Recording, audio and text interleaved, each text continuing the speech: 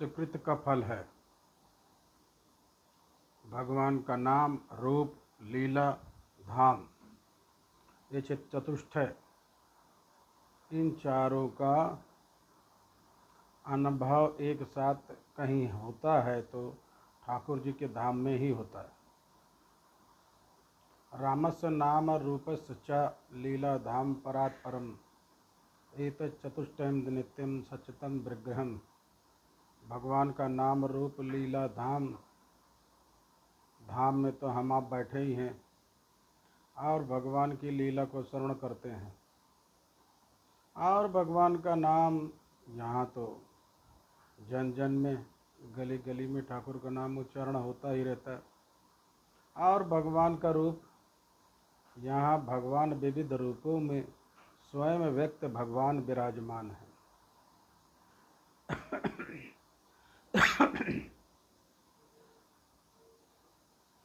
श्री रमण जी, बिहारी जी वृंदावन के, इनकी प्रतिष्ठा नहीं की गई, ये स्वयं प्रकट हुए, स्वयं व्यक्त ठाकुर हैं। ये स्वयं व्यक्त भगवान के दिव्य विग्रह हैं। तो ये भगवान का रूप प्रतिष्ठ अर्चा विग्रह है। और अर्चा विग्रह में भगवान भक्तों को अत्यंत सुलभ होते हैं।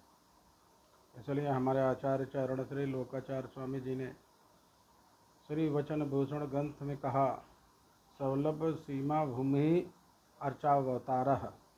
अर्चा अवतार में भगवान सुलभता की सीमा भूल गए। विग्रह के रूप में, अर्चा अवतार के रूप में भगवान भक्तों को परम सुलभ हो जाते हैं। तो धाम में नाम, रूप, लीला, धाम, इन चारों का आश्रय भक्त लेता है और इन चारों का अनुभव धाम में रहकर हम सभी को होता है। तो श्री वृंदावन धाम में हम सभी लोग पावन लीला का रसास्वादन करेंगे। श्रीमद् भागवत महापुराण साक्षात भगवान श्री कृष्ण का वान्मय विग्रह है। भगवान के शब्दमय मूर्ति श्रीमद् भागवत महापुराण है। यम बाम्बई मूर्ति ही प्रत्यक्षता वर्तक फले है। भगवान हरि की शब्दमय मूर्ति श्रीमद् भागवत महापुराण, और इस मूर्ति का निर्माण शब्द के महान कलाकार श्री व्यास भगवान ने किया। मूर्ति का निर्माण तो कोई कलाकार ही करता है जो मूर्ति कला में प्रवीण हो, और इन सब की मूर्ति बनानी है तो शब्द का ही कलाकार होना चाहिए। और शब्द के महान कलाकार वेद व्यास जी महाराज, उनसे बड़ा कोई शब्द का कलाकार शाब्दिक हो नहीं सकता। उन्हीं का उच्छिष्ट प्रसाद पा करके हम सभी लोग यत किंचित शाब्द बोध प्राप्त करते हैं। व्यासोच्छिष्टम जगत प्रभम। तो मूर्ति का निर्माण तो व्यास जैसे कलाकार ने किया। मूर्ति कोई कलाकार बना दे, लेकिन मूर्ति बन जाने मात्र से वो मूर्ति होगी तो नहीं होगी। तब मूर्ति बन जाने के बाद उस मूर्ति में मंत्रों के द्वारा जब प्राण प्रतिष्ठा होती है तो वह मूर्ति पूजनीय हो जाती है, जिसमें भगवान का आविर्भाव हो जाता है। तो शब्द के महान कलाकार वेद व्यास जी ने इस भागवत रूपी भगवान की मूर्ति को तो प्रकट कर दिया, बना दिया, लेकिन प्राण प्रतिष्ठा कौन करे? तो भगवान की मूर्ति बनाने वाले ही भगवान वेद व्यास जी कौन है? भगवान के अवतार हैं।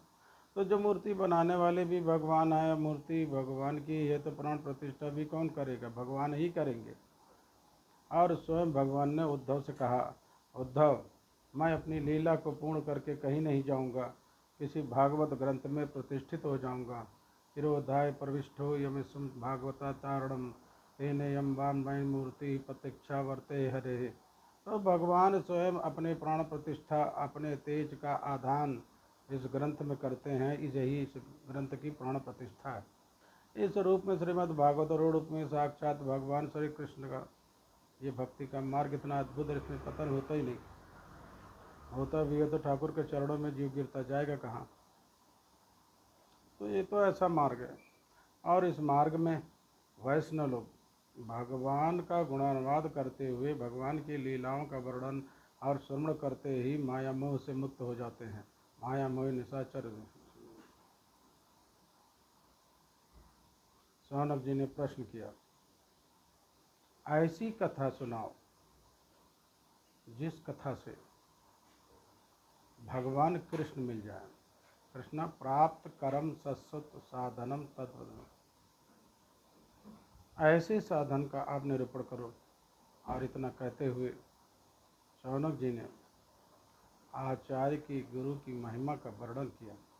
शौनक जी ने कहा, हे भगवान, चिंतामणि तो दुनिया का सुख दे सकती है, स्वर्ग का कल्प वृक्ष कल्पनाओं की पूर्ति कर सकता है, लेकिन गुरु अगर प्रसन्न हो जाए, परेक्षते गुरु तीर्थो वैकुंठम योग दुर्लभम। अगर गुरु प्रसन्न हो जाए, आचार्य प्रसन्न हो जाए, तो वो तो भगवान को दे देते हैं, भगवान को बता देते हैं, भगवान को दिखा देते हैं, भगवान का दर्शन करा देते हैं। ये तो अर्थ ठीक है, लेकिन इससे भी बढ़िया अर्थ ये है कि परेक्षति, जैसे कोई वस्तु किसी को उठाकर दे दी जाए, उसी तरह आचार्य भगवान को उठा करके शिष्य की गोद में डाल देते हैं। परेक्षते गुरु प्रीति वैकुंठम योग दुर्लभम। जो बड़े बड़े योगियों को भगवान दुर्लभ हैं, विषय संकाते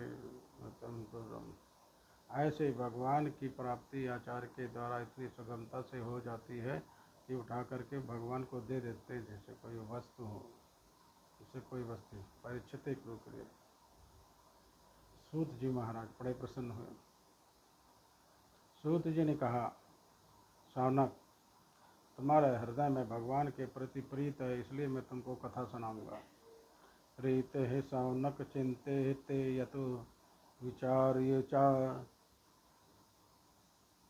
कथा क्यों सुनाई जाए? कोई सुनना चाहता है, अथवा प्रश्न कर रहा है, अथवा संदेह है, इसलिए सुनाई जाए। सूत जी कहते हैं, सुनने वाले में अगर प्रीत है तो कथा सुनानी चाहिए। प्रीत प्रधान कारण है।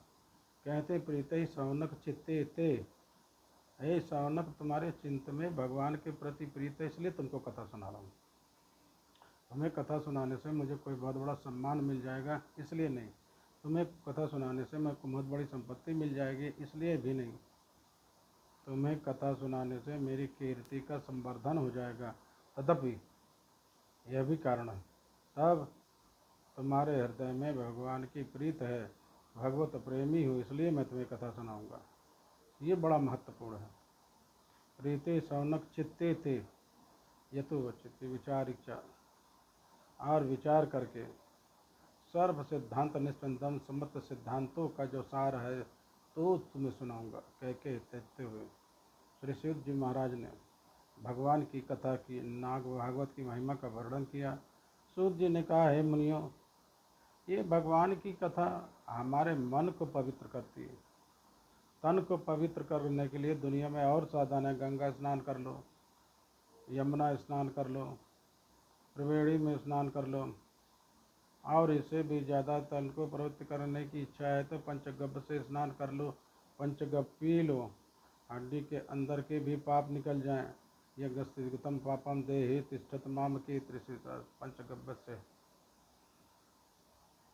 इत्यादि शास्त्र वचन प्रमाण है। परंतु मन कैसे पवित्र हो, मन की शुद्धि हो कैसे हो? मन की शुद्धि का उपाय क्या है? मन की शुद्धि पर हम बहुत विचार करते हैं, कहते ही नहीं। सामान्य प्राणी भी एक दूसरे से मिलता है तो यही कहता है, मन चंगा तो कटौती में गंगा। ये पंक्ति सबके दीवा पर रहती है, मन चंगा तो कटौती में गंगा। लेकिन मन चंगा कैसे हो? मन चंगा होने के बजाय दिनों दिन नंगा होते जा रहा। मन को चंगा करने का उपाय क्या है? मन चंगा तो कटौती में गंगा। ये कहने से मन चंगा नहीं होगा। मन चंगा करने का एक ही उपाय है, भगवान की पावन कथा का आश्रय। भगवान की कथा का निरंतर सुनते रहो, मन अपने आप चंगा। ये भगवान की कथा हमारे मन को धुल देती है।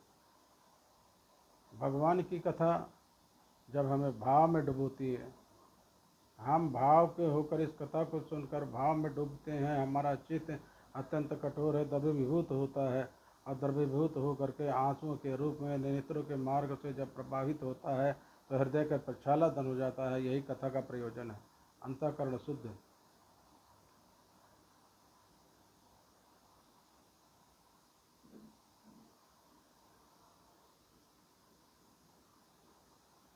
मन पवित्र। मन को पवित्र का यही एक उपाय है, सबसे सरल उपाय। भगवान की कथा सुनते रहो, अपने आप मन पवित्र हो जाएगा। रघुबर भगत पाहि चालित चित, स्वामी तुलसीदास जी कहते हैं, रघुबर भगत भाल चालित चित, दिन प्रयास ही सूझे, तुलसीदास कह चित निराश, जन बूझत बूझत सूझे। भगवान की कथा श्रवण करके अंतःकरण पवित्र होता है और मन की शुद्धि का इससे बढ़िया और कोई उपाय नहीं है। इससे बढ़िया क्या है, इसके अलावा कोई उपाय नहीं है। सूत जी तो कहते हैं, एतस्मात् अपरम किंचिम मन शुद्धि विद्यते, एतस्मात् परम, भगवान की कथा को छोड़ करके दूसरा कोई साधन मन को पवित्र करने वाला नहीं। एकमात्र साधन भगवान की कथा। और जिसने जीवन में कथा नहीं सुनी, बहुत वेद वेदांत पढ़ लें, बड़े बड़े मंत्रों का जप अनुष्ठान कर ले, सिद्धियां प्राप्त कर लें, लेकिन उसका मन तब तक शुद्ध नहीं होगा जब तक वह भगवान की कथा नहीं सुनेगा, भगवान की लीलाओं को श्रवण करेगा। सूत जी कहते हैं, हे मुनियों, ये भगवान की कथा बड़ी दुर्लभ है, इतनी सुलभ भी नहीं है। जब चाहो जो चाहो जैसे चाहो वैसे मिल जाए। महाराज ऐसे ही तो मिल रही है, जब चाहते मिल जाती है, जहाँ जाते वहीं मिल जाती है। मिल तो जाती है, लेकिन ये जब जन्मांतर का पुण्य होता है तब ये कथा मिलती है, तब ये कथा हमारे हृदय में मिलती है, उतरती है। जन्मांतरे भवे पुण्यम तथा भागवतम लवे, और वह भी साधारण पुण्य नहीं, विशेष पुण्य नहीं, अपितु विशेषतम पुण्य।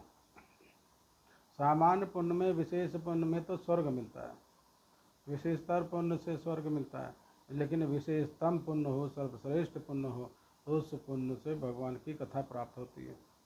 क्योंकि आगे उदाहरण देते हैं, पुण्य से स्वर्ग तो मिला देवताओं को, लेकिन कथा नहीं मिली। उन देवताओं को अमृत कलश लेकर यहाँ आना पड़ा। सूत जी कहते, मेरे गुरुदेव भगवान परमहंस वीतराग तपोनिष्ठ श्री सुखदेव भगवान जब राजा परीक्षित को कथा सुनाने जा रहे थे, ज्यों ही मंगलाचरण किया तो उन्होंने, तब तक देवता लोग अमृत कलश लेकर के आ गए। सुधा कुंभम गृहीत देव तत्समागमन, अमृत कलश लेकर के देवताओं लोग आए और उन देवताओं में जो नायक देवराज इंद्र वही आगे आगे थे। उन्होंने कहा, महाराज ये अमृत आप ले लो, ये स्वर्ग का अमृत, स्वर्ग की सुधा आप ले लो। और जो सुधा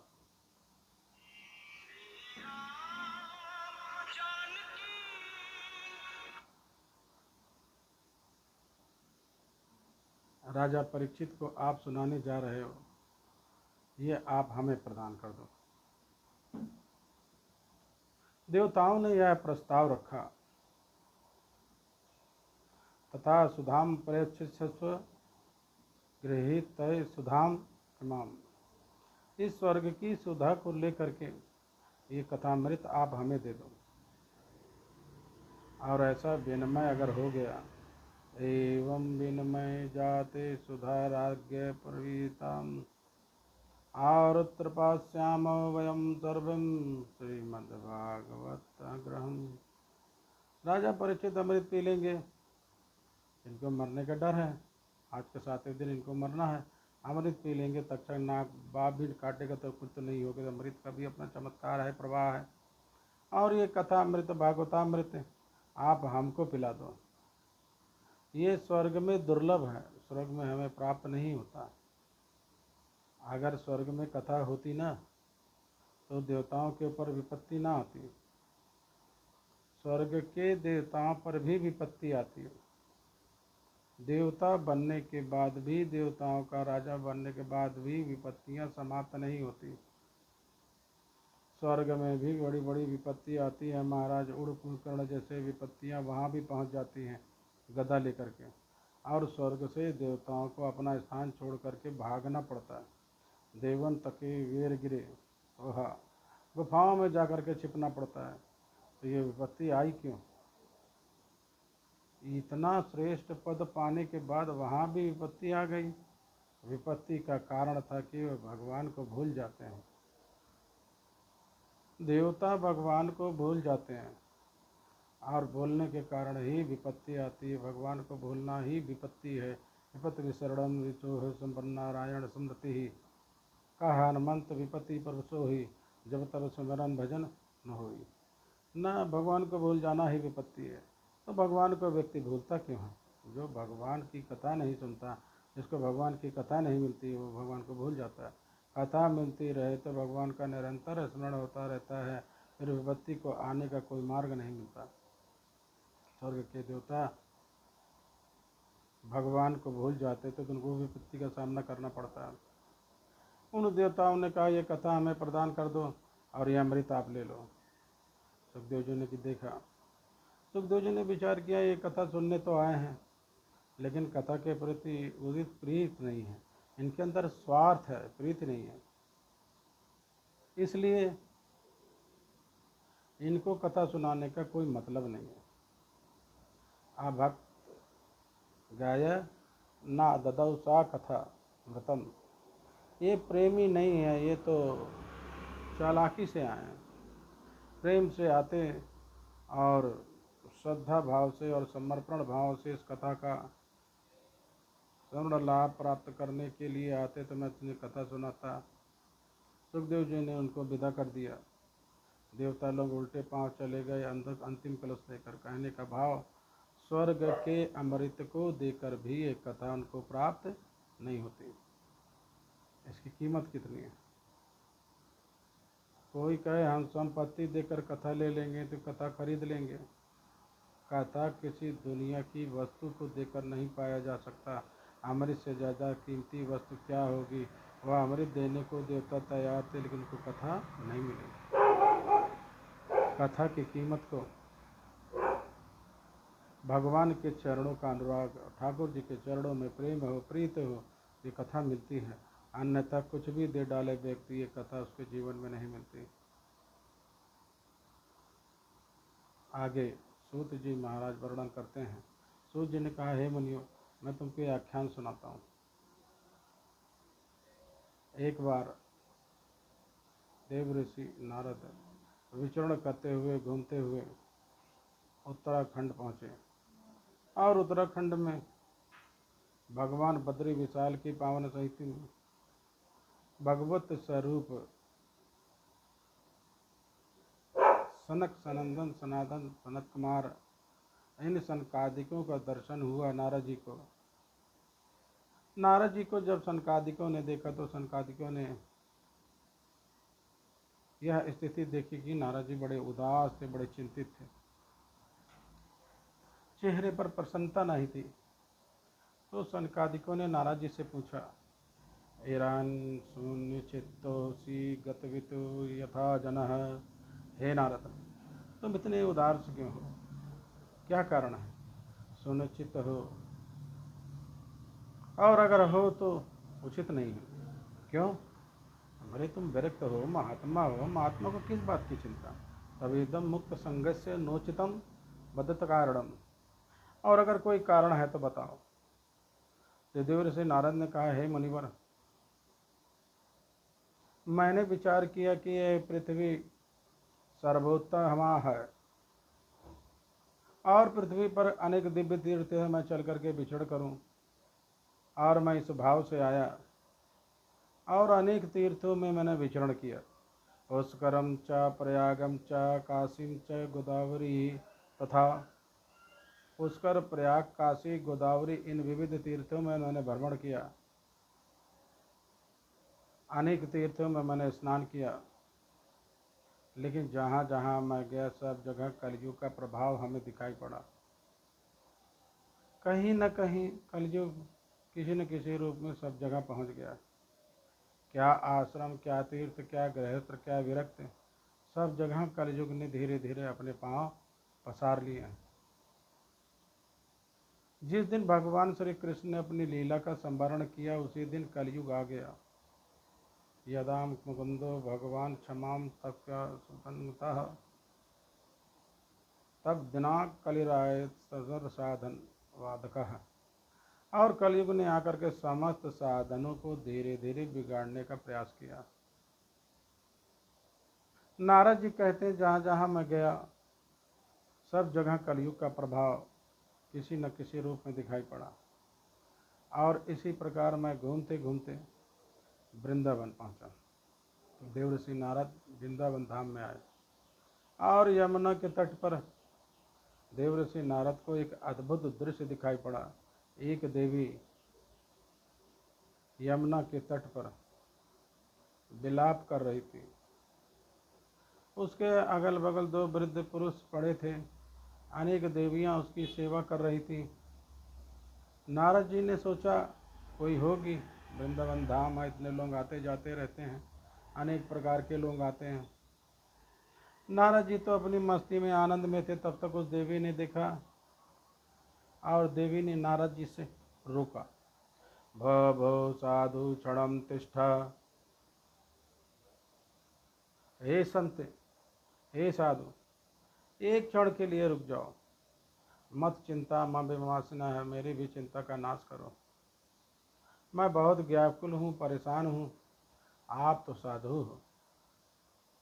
भो भो साधु क्षणम तिष्ठ, साधु का मतलब ही होता है जो दूसरे के कार्य का साधन कर दे, उसी का नाम साधु। साधयति परदार्याणीति साधु, जो दूसरे के कार्य में सहयोग कर दे, दूसरे के बिगड़े काम को संवार दे, उसी का नाम तो साधु है। भक्ति महारानी ने कहा आप साधु, भो भो साधु क्षणम तिष्ठ मच्चिंतामपि नाशन दर्शनमं लोकस्य सर्वथा अहम परम। आप जैसे संत का दर्शन आपका नाश कर देती है, सर्वथा हरणम पार। इसी पंक्ति का अनुवाद गोस्वामी पाद ने किया। संत दरस जिमि पातक करई, संत के दर्शन से पाप नष्ट हो जाते हैं, पाप टल जाता है। दर्शनम तब लोकस्य सर्वथा हरम परम। नारद जी रुक गए और नारद जी ने पूछा देवी कासितम, आप कौन हैं? का विमव, यह तुम्हारे अलग अलग पड़े हुए कौन पुरुष कौन है? और आपकी सेवा करने वाली ये नार्याह का पादलोचना, ये सुंदर नेत्र वाली जो देवी आपकी सेवा कर रही हैं, ये कोई व्यजन कर रही हैं, कोई चमन उड़ा रही हैं, देवियाँ कौन हैं? आप कृपा करके बताओ। तो वो देवी बोलती, वो देवी कोई और नहीं थी, कोई साधारण स्त्री नहीं थी, भगवती भक्ति महारानी। जिस भक्ति को पाने के लिए, जिस भक्ति का दर्शन करने के लिए, जिस भक्ति का रसपान करने के लिए हम सभी ललायत रहते हैं, वही भक्ति महारानी मूर्तमती होकर के वृंदावन के तट पर देवऋषि नारद को दर्शन दे रही है। भक्ति महारानी ने कहा अहम भक्ति दीक्षाता इमाऊ में तनय, तो मैं तो भक्ति हूँ। और ये दोनों अगल बगल पड़े वृद्ध हैं, ये मेरे पुत्र हैं। एक का नाम है ज्ञान और एक का नाम वैराग्य है। नारद जी ने कहा देवी आप तो जवान हो और आपके बेटे बूढ़े हो गए। लोक में देखा जाता है माँ बूढ़ी होती है तो बेटे जवान होते हैं, लेकिन यहाँ तो उल्टा है, माँ जवान बेटे बूढ़े, ऐसा कैसे? तो भक्ति महाराजी ने कहा काल योगिनी जय चर्जर, कलयुग के प्रभाव से, काल के प्रभाव से ये जर्जर हो गए, बूढ़े हो गए। और ये जो मेरी सेवा करने वाली स्त्रियां हैं, गंगा च सरितश्च मया, गंगा यमुना सरस्वती कावेरी कृष्णवेरा तापी तुंगभद्रा कृतमाला पयसुनई। ये भारत की पवित्र नदियां हैं, देवी के रूप में मेरी सेवा कर रही हैं। भक्ति महारानी के दिव्य स्वरूप का परिकरों के सहित नारद जी को जब दर्शन हुआ तो नारद जी बड़े आलाहित हुए। धन्य है ये वृंदावन, जहाँ मूर्तमती भक्ति का मुझे दर्शन हुआ।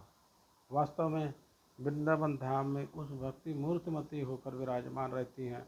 यहाँ आकर के ही भक्ति की मूर्तिमान स्वरूप का दर्शन जीव को प्राप्त होता है, और यहाँ तो आते ही जीव सच्चिदानंद धन हो जाता है। यत्र प्रविष्टो सकलो विजंतो आनंद सचिन धन दाग में।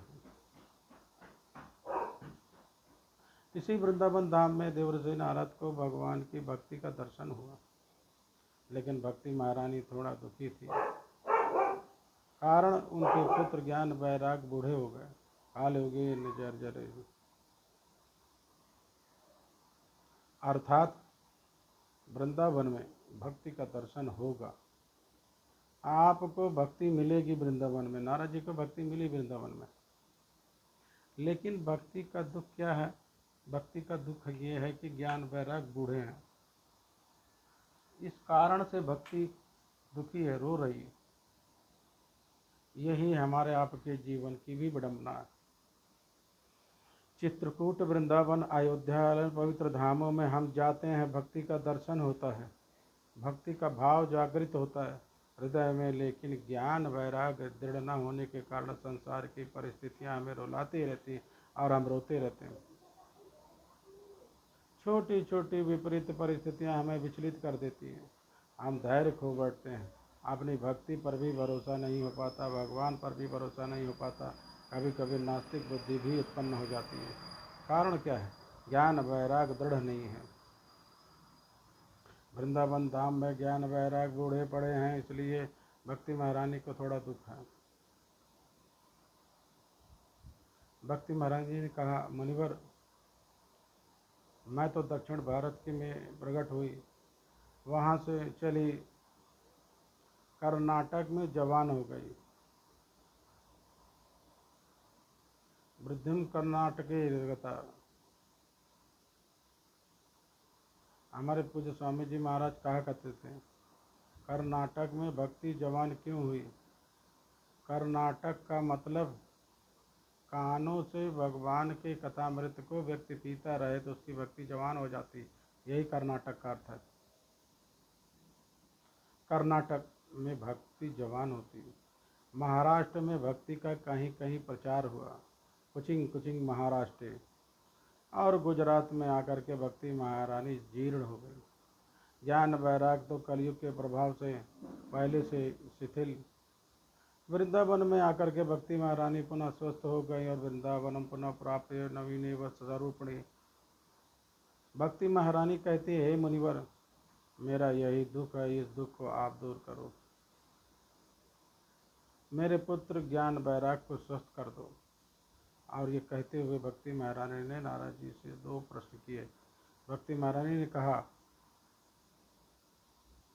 कि महाराज परीक्षित को ये कलयुग मिला था, महाराज परीक्षित उसी समय इस कलयुग को मार देते तो आज काम ही खत्म हो जाता, न रहता बांस न बजती बांसुरी, न ये कलयुग होता, न काल युग, न जर्जरों की समस्या आती। तो परीक्षित ने इस कलयुग को छोड़ क्यों दिया? चलो परीक्षित ने छोड़ दिया, कोई बात नहीं, लेकिन भगवान तो सर्वज्ञ हैं, सब कुछ जानते हैं। तो फिर भगवान सब कुछ जानते हुए इस कलयुग के अधर्म को क्यों सहते हैं? तरुणापारण हरिणा विधर्मा कथमीक्षित। भगवान इस अधर्म को, कलयुग के अनाचार के अत्याचार को भगवान सहन कैसे करते हैं? भगवान चाहें तो 2 सेकंड में सब ठीक हो जाए। और वास्तव में ये बड़ा गंभीर प्रश्न है भक्ति महारानी ने नारद जी से किया। तो नारद जी ने बड़ा सुंदर उत्तर दिया। नारद जी ने कहा, देवी, महाराज परीक्षित ने कलयुग को इसलिए छोड़ दिया कि कलयुग में तो दोष तो बहुत है, लेकिन कलयुग में विशेषता भी बहुत है। एक विशेषता तो कलयुग में बहुत अच्छी है, क्या? सतयुग में भगवान का ध्यान करने का जो फल, त्रेता में बड़े बड़े यज्ञ करने का जो फल, द्वापर में भगवान की पूजा और समर्चा का जो फल, कलयुग में केवल भगवान का नाम लेने से वो फल प्राप्त हो जाता है। यही कलयुग की विशेषता है। अनंत तद हरि कीर्तनार्थ, इस कलयुग में भगवान का कीर्तन करने से ही जीव को सब कुछ प्राप्त हो जाता है। लोक परलोक सब सुधर जाता है। यह कलयुग की सबसे बड़ी विशेषता है। कलयुग की इस विशेषता को देखकर यज्ञ फलम नास्त तपसा न योग्य न समाधिना, दो फल तपस्या से, योग से, समाधि से प्राप्त नहीं हो सकता। तत्फलम लभते समयत कलौ केशव कीर्तना, कलयुग में भगवान नाम संकीर्तन से वह फल प्राप्त हो जाता है। ये कलयुग की विशेषता है। इस कारण से इस विशेषता को देखकर महाराज परीक्षित ने कलयुग को छोड़ दिया। जैसे मधुमक्खी में कोई विशेषता नहीं होती, मधुमक्खी काट ले तो बड़ी पीड़ा होती है, और प्रजाति से वह मधुमक्खी ही है, जैसा मक्खी वैसे वो भी मक्खी। लेकिन एक गुण उसमें अद्भुत है, क्या? पुष्प से पुष्प सार को लेकर वो संचित करके जो मधु का संग्रह करती है, वो काम कोई दूसरा नहीं कर सकता। ऐसी सुंदर मधु तो उस मक्खी के द्वारा भी प्राप्त हो पाएगी। इसलिए बुद्धिमान व्यक्ति उस मक्खी का भी पालन करता है, मधुमक्खी पालन होता है। बाकी तो उसमें सब समस्या ही है, काट ले तो महाराज दर्द करेगा, चिल्लाएगा व्यक्ति, कितने घंटे परेशान भी रहेगा। लेकिन उसकी एक विशेषता के कारण उस मधुमक्खी का संरक्षण किया जाता है, उसका पालन किया जाता है। उसी प्रकार कलयुग में अनेक दोष हैं, लेकिन एक विशेषता कि कलयुग में भगवान का गुण गा करके, भगवान के नाम संकीर्तन से जीव संसार सागर से पार हो जाता है। इस विशेषता के कारण महाराज परीक्षित ने कलयुग को छोड़ दिया। ऐसे तो कलयुग में बहुत दोष हैं, कलयुग के दोष का वर्णन तो पहले ही कर दिया, लेकिन केवल दोष वर्णन से काम नहीं चलेगा। कभी कभी कुछ अच्छी बात का भी चिंतन कर लेना चाहिए। गोस्वामी तुलसीदास जी महाराज कहते हैं कलयुग से बढ़िया तो कोई युग ही नहीं है। गोस्वामी तुलसीदास जी तो कहते हैं कलयुग से बढ़िया तो कोई युग नहीं है। कलयुग समय युग,